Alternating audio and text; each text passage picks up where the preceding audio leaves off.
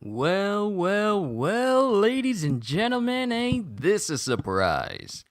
For me to be able to bring you a chapter of solo leveling so early in the morning. Not close to 12 o'clock, not out past 1 o'clock, but at 11 o'clock. And I am happy to bring it to all of you. So, with that being said, yo, peoples, Kyushu92 here, and welcome back to yet another iteration of a solo leveling chapter read through. I am looking forward to this chapter because a certain individual has shown up and we finally get to meet the man. So let's go ahead and get it started. So, as a little bit of a recap of what happened in the last chapter, apparently it would have appeared that Jin had died, but and we see the events of his life, even though he had all of his inventory items, his leveling stats, his appearance, everything just went back to the way it was in the beginning, chronologically wise, but he himself was unchanged, and he went through his life, went through the events of his life, but also had the knowledge of all the things that he went through, allowing him to go through like the events of reawakening his mom, keeping the people safe when that psycho that psycho associate member was trying to go after them, and everything else leading up to like the Jeju Island raid and raising Beru and all that other stuff. But it turns out, and all the while, this little bar kept popping up saying, would you like to start a new world? Yes, accept or decline. And it would pop up periodically throughout his life as he was going right back through all the past events he went through. It got to a turning point when he was there raising Beru on Jeju Island that he pretty much stopped and said, all right, let's go ahead and stop this. This is all an illusion. And the world around him just fades to jet black. And the windows of would you like to start a new world just pop up all around him. And it pretty much ends with Jin saying, so, are you the one who did this? Are you the one who started all this? Are you the king of the dead? As the Shadow Monarch himself comes out of the shadows to meet Jin. So let's go ahead and get started with pretty much it echoing what I just said. It shows Ashborne coming out of the dark with Jin saying, are you the king of the dead? Oh, sorry, I got my listen option for my Stream Deck turned on because I got a surprise for you guys. But Jin is saying, are you the king of the dead? And then Ashborne just walks out of the shadows with the most massive of drip. Chapter 162, and we finally get Ashborne speaking. Now, mind you, this isn't the first time he's speaking, because he spoke all the way back in the flashback that Jin was experiencing when Ashborne defeated Baron, the Demon Lord. But then Ashborne speaks. If you wanted to, you could live in this world for eternity. It would be like never waking up from the most wonderful dream. And Jin says, are you telling me to be trapped within this illusion you created? No, I did not create this world. You are responsible for its creation. I created this world? Wait, so Jin ended up creating this world? What in the world is going on? Jin created this world.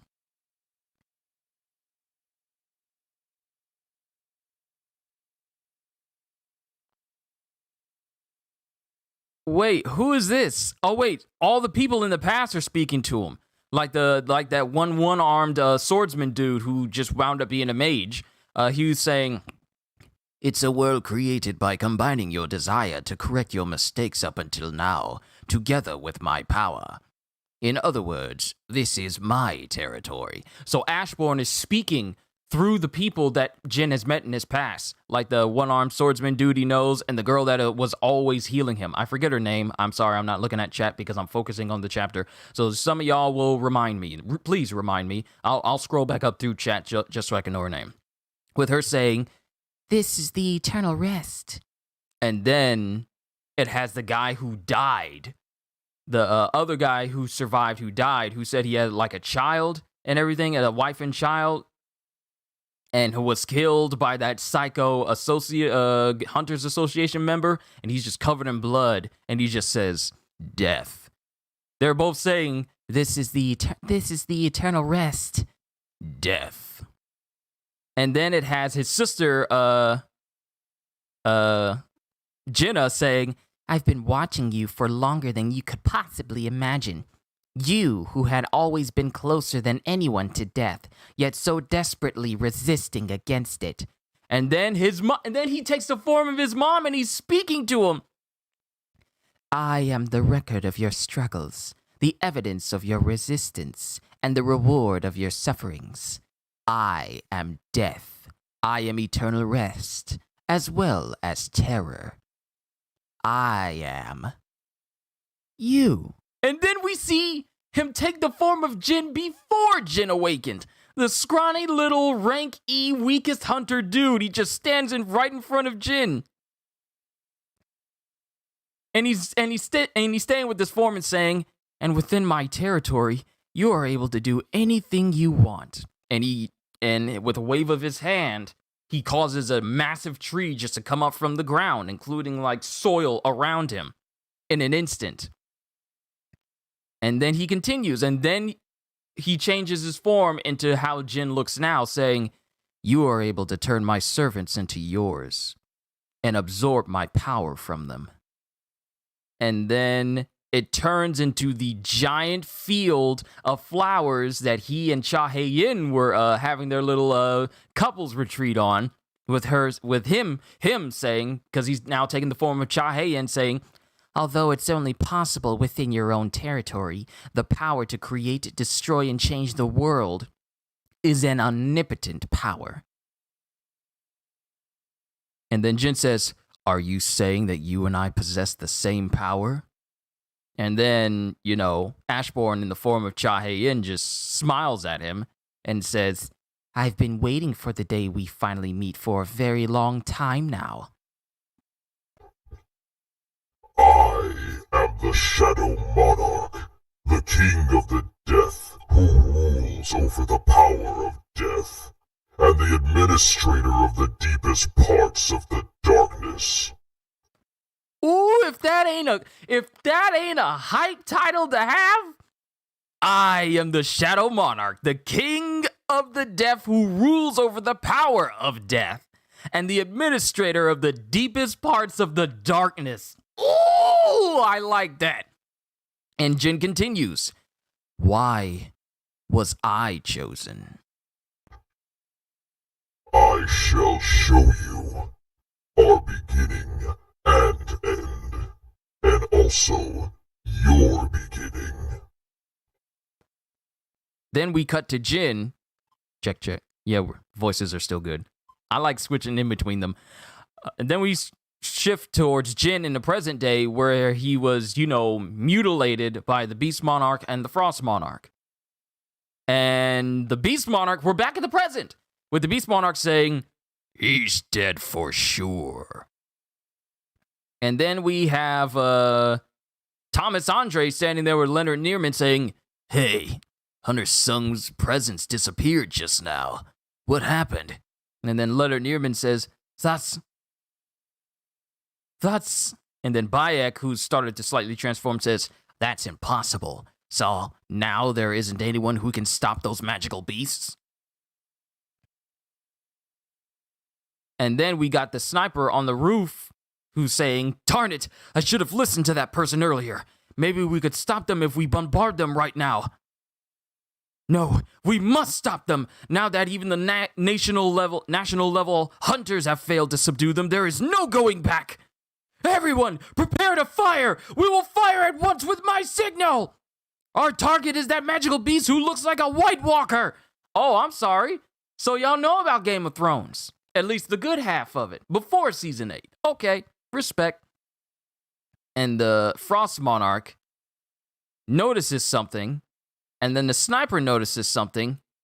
And then all of a sudden, power starts to erupt from Jin as he's encased in ice, with the Frost Monarch screaming out, How is this possible? And then the second heart, the black heart of Jin, starts beating.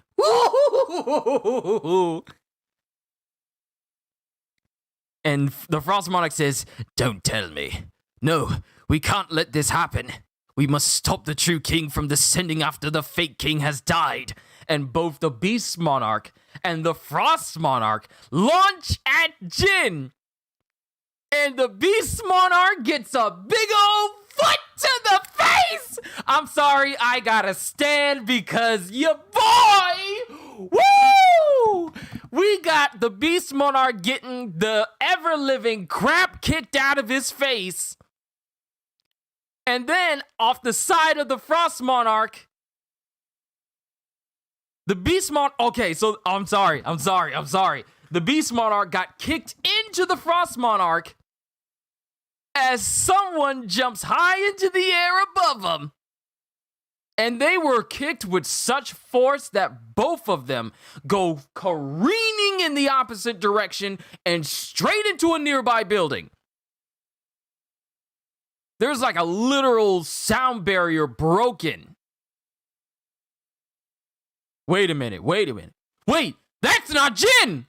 Oh my goodness, that's not Jin! Who is that? I'm just now noticing in this panel, Jin's body is still in the ice. Someone just came in and kept Jin from being attacked by the Frost Monarch and Beast Monarch. This isn't Jin!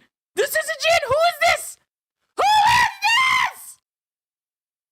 And the person, I'm sorry, the person lands directly in front of Jin as we see the distant building crumbling under, having the Frost Monarch and Beast Monarch land into it. And then this person says, from here on, none shall touch this child. Who is this?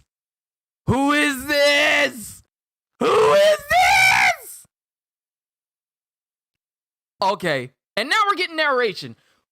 Who is this dude? Is this Jin's dad? Let me not get ahead of myself. Let me calm myself down real quick. It's not working. Okay, let's keep going. We're cutting from present day to some narration. So, let's begin. Whoo, my goodness. But we have narration here. In another world, light and darkness existed in an age where everything else has yet to exist. The absolute being split the light and created the emissaries of God, and split darkness to create the 8 sovereigns. I'm not reading in Ashborne's voice on purpose. The sovereigns who were born to destroy the world, and the emissaries who were born to maintain the world, continuously killed each other's soldiers. Fatigued by the constant and unending war, the brightest fragment of the brilliant light asked the absolute being, O our absolute ruler, why does thee not aid thy most faithful subjects fighting in thy honor? Why does thee ignore the screams of the countless soldiers dying for thy honor? Please lend us the strength to extinguish our opponents. We shall cut their heads and offer them as a tribute to thy glory. But the absolute being did not reply back to the fragment. And at that moment, the fragments of brilliant light realized. To the absolute being, the fight battle between themselves and the sovereigns is nothing more than a form of entertainment, and that the ruler does not wish for the war to end. And then it has the edicts that we seen back when back when the God statue was pretty much killing everyone and all the rules that they had to follow leading up to pretty much the massive massacre. Worship the God. Everyone worshipped the absolute being. Praise the God. Everyone let out outcries of war for the absolute being. Prove your piety. Everyone pledged their allegiance with their blood and lives to the absolute being. They had been abiding by the law until now. Those who disobey the law will not be able to return alive. But there were overwhelmingly more of those who fell victim to death than those who overcame it. And then we have the images of the rulers, because previously we were just having angel-looking beings in front. The rulers themselves just standing in front of the absolute being that the God statue was, patterned after. And, and we see them standing with each other in a big old massive panel, not one singular ruler looking exactly the same. And then we have a ruler here, as the narration continues. Even if they abided by the law, only death awaits them. And then we get to see the eyes underneath the mask of this ruler, and it is in complete disgust and anger. As long as the absolute being exists, the war will never end. And to end this meaningless war, they unsheathe their blades. It was the start of the rebellion. So now we got Ashborne still speaking to Jin even more. That is me of the distant past. I was the sole emissary of God who stood up against the rebellion of the other emissaries.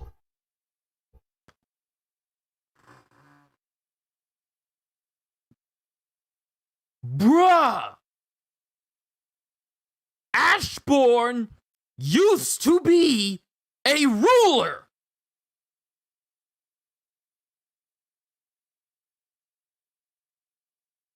Here we have a panel of him, and he has this massive angelic form with like 6 wings, and we see his mask that he has and long flowing white hair with a massive sword. Ashborne used to be a ruler! Let me go back and read what he said again. That is me of the distant past. I was the sole emissary of God who stood up against the rebellion of the other emissaries. But my pitiful number of soldiers powerlessly fell before the united armies of the emissaries. And I thought it was the end. And in these images, it shows all of his soldiers just being massacred by the emissaries. And it also shows Ashborne, who has had his wings cut and clipped. He's disheveled. His once flowing hair is now fallen over him. And he's just covered in blood as he's in front of all of his soldiers. But when I reopened my eyes within the darkness, I realized that the absolute being had hidden a certain power inside me. And as this is being narrated, black, dark energy starts to come out of his mask. This is the start of the Shadow Monarch's power. And then we get the very first mention of Arise! And his wings turn black. The spears that were inside of his body immediately start to get pulled out by his own dark power. His wounds begin to heal. His body begins to transform. The once crystalline, pristine, and almost godly white and golden figure of the one who used to be one of the emissaries, one of the rulers of the absolute being. His body turns jet black. The energy from his body turns flamishly purple. His once white hair turns, well, purple as well, but it turns into flames. And as his body transforms, and what used to be his regular wings turns into massive jet black wings, we see The shadows of all of his own soldiers begin to rise around him. And I led my new army to the battlefront. However, when I returned, everything was already over. And in these panels, it shows Ashborne leading his entire army to the Absolute Being himself. And as he opens the door, it appears that the Absolute Being was killed before he even got there. It shows the Absolute Being sitting on his throne, impaled by multiple spears, with the Absolute Being being completely dead. So before Ashborne could even do anything, someone or a group of someones had already killed him before he even got there. And that is the end of chapter 162. Ladies and gentlemen, one of the hypest of chapters. We finally get to see Ashborne, and we found out his beginnings. Woo! Okay. That was nice. That was real nice.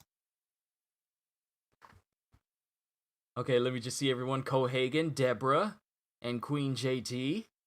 Alright, so this was a really, really good chapter. This was a really good chapter. Wait, my voice is still normal, isn't it?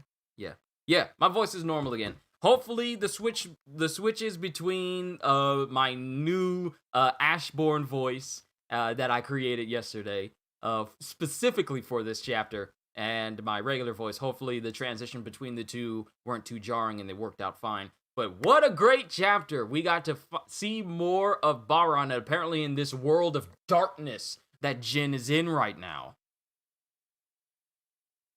In this world of darkness, Jin can basically do whatever he wants. It is a reality that he can manipulate however he wants. As as Ashborne explains to him, in this world of darkness, you have the most omnipotent of power, where you can basically create whatever you want. This could be a world where you can live and you have rulership over everything that happens. Oh my goodness, let me have chat up here. Well then, that was the grandmother of all cliffhangers in existence. Hey, Mikhail, how am I doing? I'm doing good. I am doing good. I am doing real good. Let me scroll back up here so we can just touch on certain things here and there. So, Ashborne walks out of the darkness, with Ashborne saying if you wanted to, you could live in this world for an eternity. It would be like never waking up from the most wonderful dream. And trust me, I had multiple dreams today, but I kept waking up because I kept thinking I overslept my alarm and I would have missed out on this chapter. I'm glad I woke up early. And Jin's saying, are you telling me to be trapped within this illusion you created? And Ashborne is basically telling him, I didn't create this world. You're responsible for creating it. It's a world created by combining your desire to correct your mistakes up until now together with my power. So with the regrets that Jin had throughout all the things that happened to him in his life that affected him negatively, like not being able to save certain people's lives, he was able to recreate those events but allow him to prevail in those instances thanks to his desire to do so and the power of Ashborne himself. In other words, this is my territory. This is the eternal rest. This is death. The realm that Jin is currently in right now is literally the eternal rest. This is death. This is where Jin is. He's in the realm of death itself. And Ashborne has been watching him this whole time. He says, I've been watching you for far longer than you could possibly imagine. You who had always been closer than anyone to death, yet so desperately resisting against it. I am the record of your struggles, the evidence of your resistance, and the reward of your suffering. I am death. I am eternal rest, as well as terror.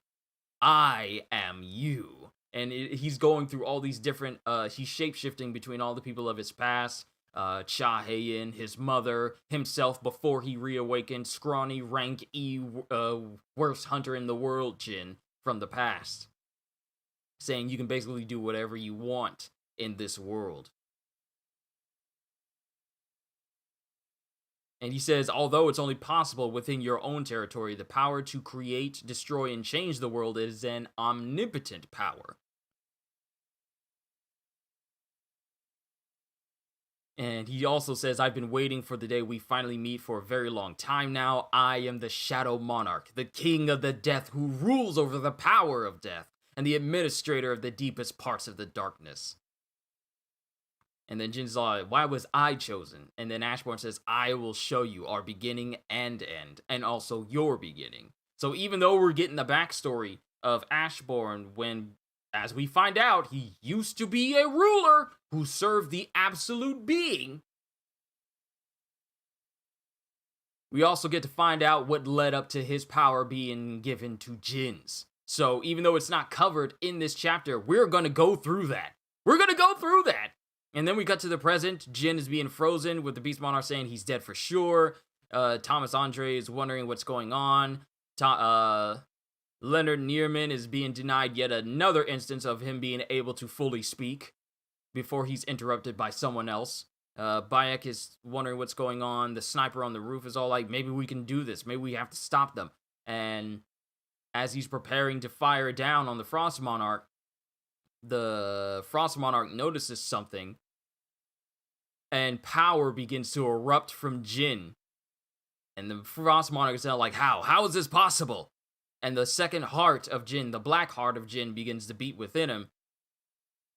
And both the Frost Monarch and the Beast Monarch both immediately get defensive and say, like, don't tell me, no, we can't let this happen. We must stop the true king from descending after the fake king has died. And as both the Frost Monarch and Beast Monarch lunge at Jin, they are kicked in the face by an unknown individual who sends them both flying far away from Jin. And whoever this dude is, he's incredibly powerful. My money's on this being Jin's dad. If it's in the light novel, do not confirm nor deny. And chat, I don't care how tempting it is. I don't want to know. But they get sent flying off into a far-off building. And the dude lands, and he has daggers in his hands. Different types of daggers in his hands, saying, from here on, none shall touch this child. And he stands in front of Jin, like, saying, I dare you to try and do anything. Ooh! Such a hype moment. It is... nice. Chef's kiss and nice at the same time. Then we get the backstory of how light and darkness existed before everything else did. The Absolute Being split the light and created the emissaries of God, and split darkness to create the 8 sovereigns. The sovereigns who were born to destroy the world, and the emissaries who were born to maintain the world continuously killed each other's soldiers. Fatigued by the constant and unending war, the brightest fragment of the brilliant light, the brightest, let me say this again, the brightest fragment of the brilliant light acts the Absolute Being. So, before Ashborne became the Shadow Monarch, he was, in fact, the brightest of every single one of the emissaries. Which I would like to assume he was also made him the strongest of the emissaries himself. Strongest of the rulers. So not only is he the strongest of the monarchs, but he was also the strongest of the rulers themselves. The dude was just the strongest everywhere he went. So going on from here, we have him saying, O our absolute ruler, why does thee not aid thy faithful subjects fighting in thy honor? Why does thee ignore the screams of the countless soldiers dying for thy honor? Please lend us the strength to extinguish our opponents. We shall cut their heads and offer them as a tribute to thy glory. But the Absolute Being did not reply to the fragment. And at that moment, the fragments of brilliant light realize, to the Absolute Being, the fight between themselves and the sovereigns is nothing more than a form of entertainment, and that the ruler does not wish for the war to end. And then we have the edict of worship the god, praise the god, prove your piety. Those who disobey the law will not be able to return alive. They had been abiding by the law until now, but there were overwhelmingly more of those who fell victim to death than those who overcame it. Even if they abided by the law, only death awaits them. As long as the absolute being exists, the war will never end. And to end this meaningless war, they unsheath their blades. It was the start of the rebellion. That is me of the distant past. I was the sole emissary of God who stood up against the rebellion of the other emissaries. So here's the thing. Now let me read this sentence again because I might have glossed over it and I never fully comprehended the meaning of this entire sentence. So it means, actually, hold on. It actually contradicts what I'm about to say. Actually contradicts what I had said before with Ashborne being the strongest of the brilliant lights. No, the strongest of the brilliant lights was not, in fact, Ashborne himself. Let me clarify this now before you guys send me comments saying how no, this was what this meant. So the one who came forth before the absolute being was not Ashborne. But Ashborne was the one who stood against their rebellion. I was the sole emissary of God who stood up against the rebellion of the other emissaries. He's the one who stood against them rebelling against the absolute being. He's the one who stood up against all the other rulers who wanted to rebel against God, basically, when they didn't want to just die for his entertainment anymore. He was the one who stood against them. But my pitiful number of soldiers powerlessly fell before the united armies of the emissaries. So he stood against pretty much every single one of the emissaries, and all of his soldiers were not enough to stand against their rebellion against God. And I thought it was the end, with him having multiple spears and his wings cut in numerous places as he stands over the body of his own soldiers. But when I reopened my eyes within the darkness, I realized that the absolute being had hidden a certain power inside me. So, this means that the absolute being gave Ashborne the power of death itself to combat those who've dared to rebel against him. And that is why the Shadow Monarch is so greatly feared, because the power that he gained from the absolute being would be one of complete subjugation, and allowed him to stand up against those who dared rebel against the absolute being, against God himself. Out of everyone, Ashborne was the one to stand in defense of the absolute being, in defense of God, and try and face this rebellion. So in return, the absolute being had hidden a power in him that would allow him to become more powerful than he ever had before. And when you think about it, this still continued the war that God basically wanted to continue for his own entertainment. So with the power of the shadow, the power of darkness, the power of necromancy, it allowed Ashborne to raise soldiers and continue on a war against these rulers who wanted to rebel against God, and God got to sit back and just enjoy this continuing war against the ones who didn't want to fight in his war, and the one who wanted to defend him and quell this rebellion against him. He just gets to sit back and watch yet another war continue, all while giving Ashborne the means to continue this war and increase his level of entertainment. That is something when you think about it, because if Ashborne quelled the rebellion, then there wouldn't be any war anymore, and then God would be bereft of his own entertainment that he created. So, giving Ashborne this power to raise his own soldiers and continue fighting just means that God basically gets to continue on this form of war entertainment, and he gets to sit back and watch. So here we have him gaining the power of darkness and shadow and necromancy, and we see the first mention of the words arise, and also the hair, and I'd never noticed it in this panel, but the white hair of Ashborne actually starts to turn like the high purple that it actually is. It actually turns that color. And he says, arise. And with his power, his wings that used to be fragmented and broken start to get overtaken by darkness itself.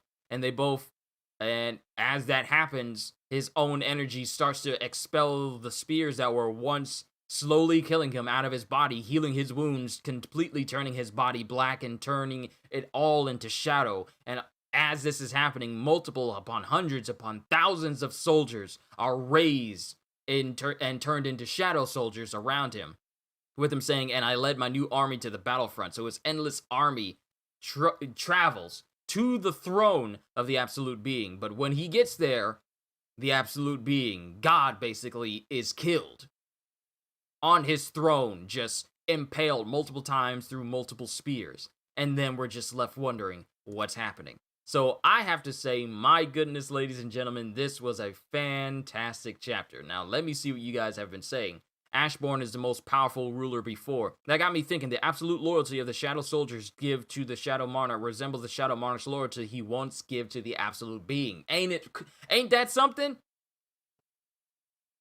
Ice Monarch and Beast Monarch are crapping themselves when they realize that Ashborne is coming. See, that's the thing. Here's the thing. The Monarchs themselves, when in giving reference to the Shadow Monarch, have always said that we don't need to be caught in this we need to keep this guy from coming back at all times. Whenever they talk about the Shadow Monarch, they don't dismiss him. They do not speak little of him whatsoever. It just shows you the level of power that he had.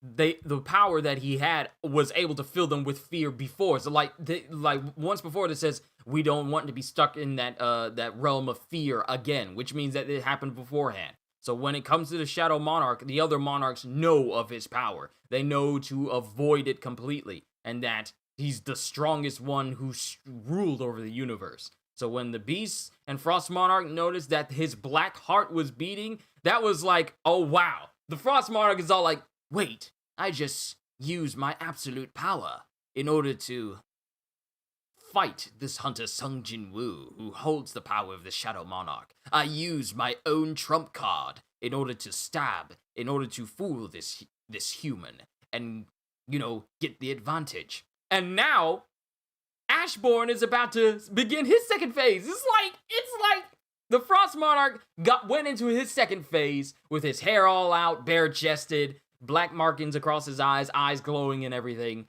And it's like, all right, I started my second phase. Now, I don't know why I keep wanting to say Baron. I don't know why I keep wanting to say that. Ashborne's black heart starts to beat. And now both the Beast Monarch and the Frost Monarch are all like, why do I hear boss music? Wait, the boss music went into the second phase? Wait, there's a third phase?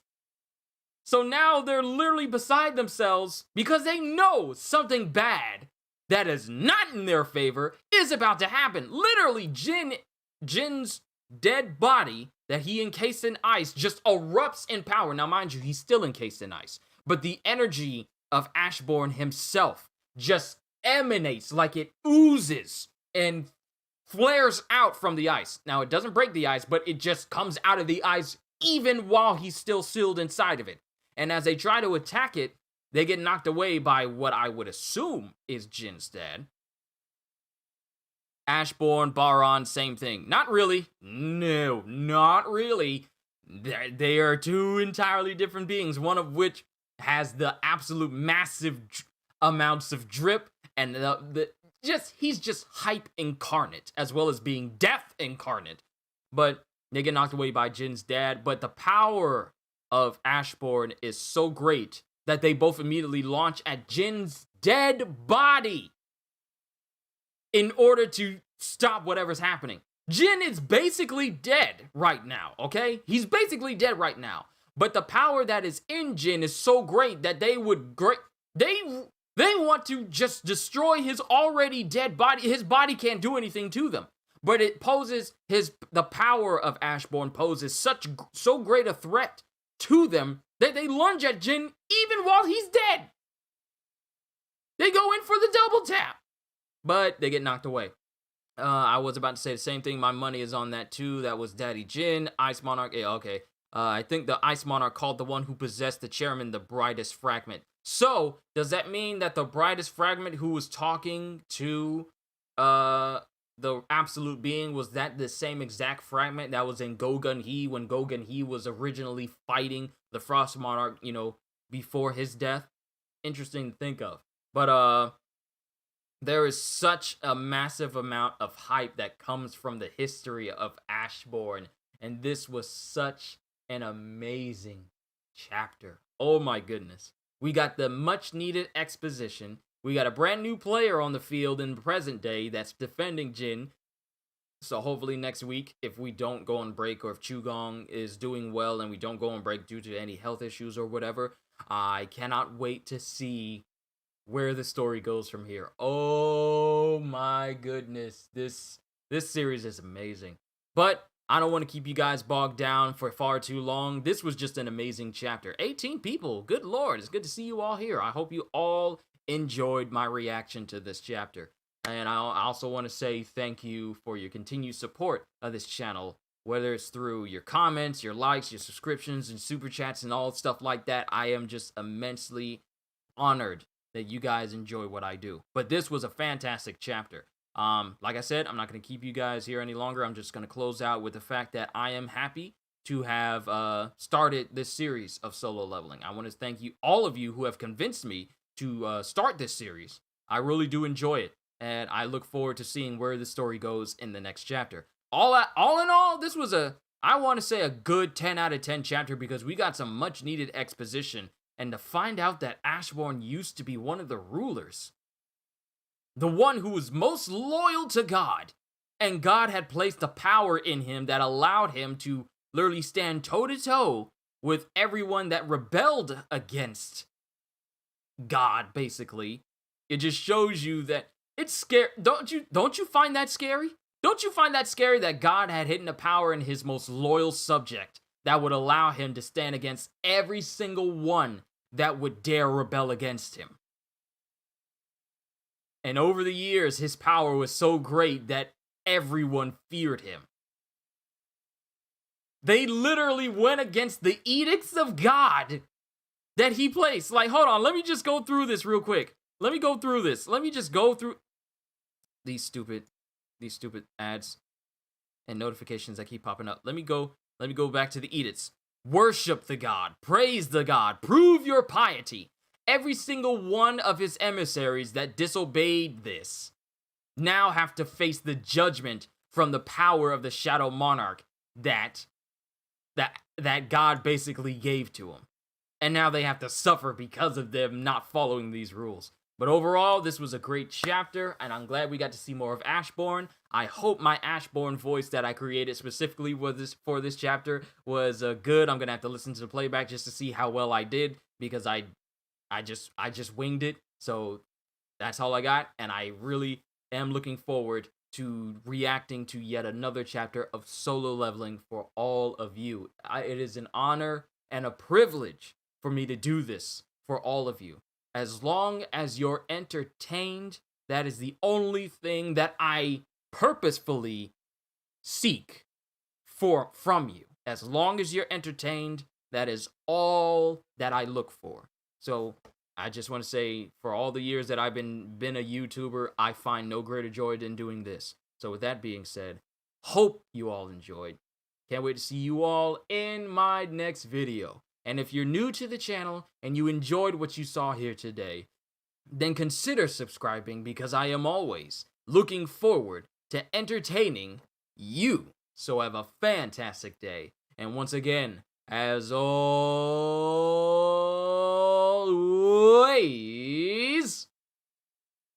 later, peoples.